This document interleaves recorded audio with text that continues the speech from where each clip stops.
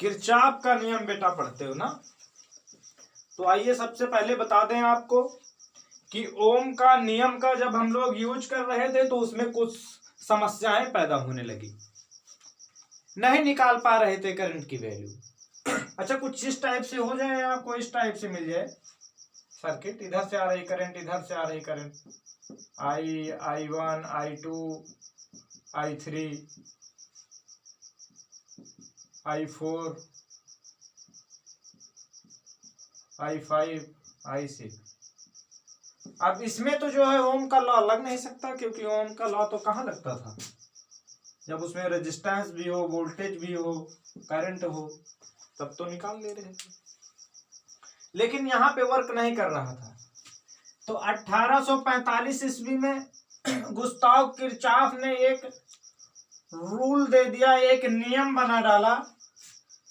ये जर्मनी के थे, ये जो नियम है भैया ये मेड इन जर्मनी है। अब देखो इसको आपके पेपर में किस किस तरह से पूछेगा, कहेगा किरचॉफ करंट लॉ बताओ, डिफाइन केसीएल। अरे तो इसका मतलब ये नहीं है कि कभी छुप कर लेंगे। केसीएल का मतलब है किरचॉफ करंट लॉ। संधि का नियम पूछ लेता है, जंक्शन का नियम पूछेगा, बिंदु नियम, या फिर किरचॉफ का प्रथम नियम। ये इतना अगर आपसे पूछे तो आपको सिर्फ इतना ही लिखना है, विद्युत परिपथ में किसी संधि या जंक्शन पर आने वाली धाराओं का योग और जाने वाली धाराओं का योग बराबर होता है। अब समस्या संधि और जंक्शन को लेके है। जंक्शन का मतलब साफ है, गोरखपुर जंक्शन, जहां पर बहुत सारी ट्रेनें आती हैं और वहां से फिर अलग अलग दिशाओं में जाती हैं। तो आइए हम लोग समझते हैं अपने तरीके से।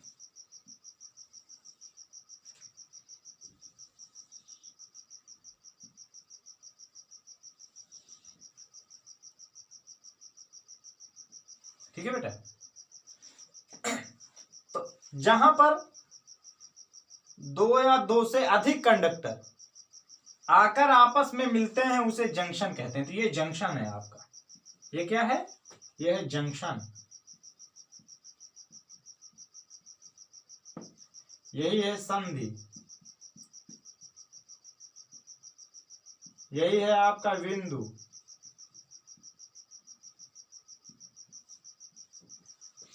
ठीक है। अब आइए यहीं पे समझा देते हैं रूल। करंट बेटा I1 जा रही है, करंट I2 जा रही है, करंट इधर से I3 जा रही है। ये सारी की सारी कहां पे आ गई, इस पॉइंट O पर। अब यहां पर आएंगी तो जाएंगी भी तो कहीं, इधर जा रही है क्या I6, इधर को बह रही है I5, इधर को बह रही है I4। तो किरचॉफ ने ये कहा, संरक्षण के नियम के अनुसार किरचॉफ ने ये कहा कि किसी बिंदु पर आने वाली धाराओं का योग I1 plus I2 plus I3 तथा किसी का योग और जाने वाली धाराओं का योग बराबर होता है। मतलब कि अब जाने वाली धाराएं कौन सी जा ही रही है ना, ये तीन, I4 plus I5 plus I6, इन्होंने ये कहा।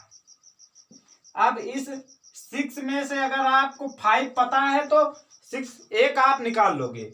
मतलब अगर आपको ये इनमें इतने में से सारी पता हो, मान लीजिए ये ना पता हो, तो इसको आप इस फॉर्मूले से फाइंड कर सकते हो। कैसे फाइंड करोगे वो भी बताऊंगा, उसके पहले एक रूल और देख लो बेटा। दूसरा, किसी विद्युत परिपथ में संधि या जंक्शन पर आने वाली धाराओं का योग और जाने वाली धाराओं का सम का योग हमेशा क्या होता है, 0 होता है। कैसे होता है आओ वो देख लेते हैं। या फिर ये कह लो बीजगणितीय योग शून्य होता है। तो I1 plus I2 plus I3 plus bracket के अंदर, अब ये जा रहे हैं, जब हमारे पर्स से पैसा निकलेगा तो माइनस है तो होगा ना, तो अब जा रहे हैं तो माइनस का I4, माइनस का I5, माइनस का I6 का बीजगणितीय योग क्या हो गया, शून्य हो गया। एक तो ये मिल गया फॉर्मूला, इस टाइप से मिले तो ये भी सही है। अब टिक करने के लिए दे देता है, क्या ये सही है, तो बच्चे कहेंगे नहीं यार ये वाला तो नहीं पढ़े थे। अब देखो ये इस तरह से मिले तो भी सही है, इस तरह से होगा तो भी सही है। एक और रूल, इसका एक और रूप आपको मिलेगा बेटा, ये I1 plus I2 plus I3, minus बाहर रहेगा अंदर रहेगा I4 plus I5 plus I6, ये वाला भी सही। अब इसमें सब में माइनस माइनस था, कॉमन ले लिए तो यहाँ माइनस हो गया, अंदर सारे प्लस में हो गए, तो सही अब ये भी है। ठीक है, तो ये तीनों की तीनों फॉर्मूले क्या हैं। अगर पेपर में कहीं टिक वाला एमसीक्यू क्वेश्चन टाइप का पूछे और पूछे कि क्या ये सही है, तो ये इस कंडीशन में ये सब सही होंगे। हाँ आइए इसके बेस पे एक क्वेश्चन करते हैं, क्वेश्चन यहीं से बना देते हैं। 6 एम्पियर, ये सारी सारी एम्पियर में है, 5 एम्पियर, 8 एम्पियर, इस वाले में जा रही बेटा 9 एम्पियर, इसमें जा रही है 3 एम्पियर, अब इसमें का पता नहीं, तो पता नहीं है कौन सा नशा करता है, तो आइए पता कर लेते हैं। चाहे जिसका यूज करोगे सारे पे मतलब सेम आएगा आंसर। तो आओ इसका यूज करके देखें कि क्या आता है। आइए कर लेते हैं, कितना जाएगा। I1 की वैल्यू कितनी है, 6 एम्पियर, एम्पियर याद रखना, 6 प्लस I2 कितना 5 प्लस I3 कितना 8 माइनस I4 कितना, I4 फाइंड करना है, I5 कितना है बेटा 3 प्लस 9 0, 6 5 कितना होगा 11 11 8 19 माइनस I4, ये आपस में जुड़ जाएंगे, कितना हो जाएगा 9 और 3 12 माइनस का 12 इक्वल का 0। चलिए करिए, 19 में से 12 चला गया, कितना बचा 19 में से 12 जाएगा 7 बचेगा, 7 माइनस I4 इक्वल 0, माइनस का I4 इक्वल क्या हो जाएगा माइनस का 7, माइनस से माइनस कैंसिल आउट हो जाएगा। I4 की वैल्यू कितनी 7, नहीं समझ में आता तो चल खड़ा, I4 की वैल्यू कितनी,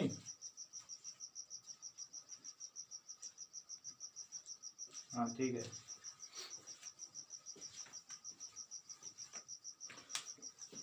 ठीक है बेटा, I4 की वैल्यू कितनी आ गई 7, I4 आ गया आपका 7 एम्पियर। इसी का यूज हम कर लेते हैं इसी क्वेश्चन में। आइए इससे देख लेते हैं, I1 की वैल्यू कितनी दे रखी 6 एम्पियर, I2 की वैल्यू कितनी दे रखी 5 एम्पियर, I3 कितनी बेटा 8 एम्पियर, फिर इक्वल लगा है। I4 पता नहीं है, प्लस I5 कितना है 3 एम्पियर, और I6 है आपका 9 एम्पियर। करिए इधर सारा ऐड करो, कितना हो जाएगा 6 5 11 8 19 एम्पियर, I4 ये 9 और 3 हो जाएगा बेटा 12 एम्पियर। ये 12 इधर प्लस में, इधर आएगा माइनस में हो जाएगा 19 ampere minus 12 ampere equal I4, 19 में से 12 जाएगा, कितना बचेगा आपका 7 एम्पियर। I4 की वैल्यू कितनी 7 एम्पियर। तो ये KCL का रूल है बेटा, किरचॉफ का प्रथम नियम है, किरचॉफ फर्स्ट लॉ, और भी कौन सा वाला, करंट वाला। इसका यूज करके हम क्या करते हैं, किसी भी जंक्शन में करंट को फाइंड करते हैं। डिफिनीशन एक बार फिर से, विद्युत परिपथ में किसी संधि या जंक्शन पर आने वाली धाराओं का योग और जाने वाली धाराओं का योग बराबर होता है। किससे, किसके आधार पर, किसके आधार पर यह बराबर होता है, बताइए सर। अच्छा ठीक है, मतलब कि जितनी करंट आएगी उतनी ही करंट जाएगी, ना तो इसे पैदा किया जा सकता है ना ही इसे नष्ट किया जा सकता है। कहने का मतलब सिर्फ इतना सा था, बस ठीक है। हाँ, किरचॉफ का बेटा सेकेंड लॉ जो वोल्टेज के बेस पे है उसको नेक्स्ट क्लासेस में करेंगे। हाँ, वीडियो अगर आपको पसंद आई हो, पसंद तो आई ही है ना, अरे आप लोगों को क्लास पसंद आई है, वीडियो ये जो सामने लगा कैमरा इसमें मैं कह रहा हूं, ठीक है। तो इसको लाइक करो, शेयर करो और साथ में सब्सक्राइब करो। जय हिंद।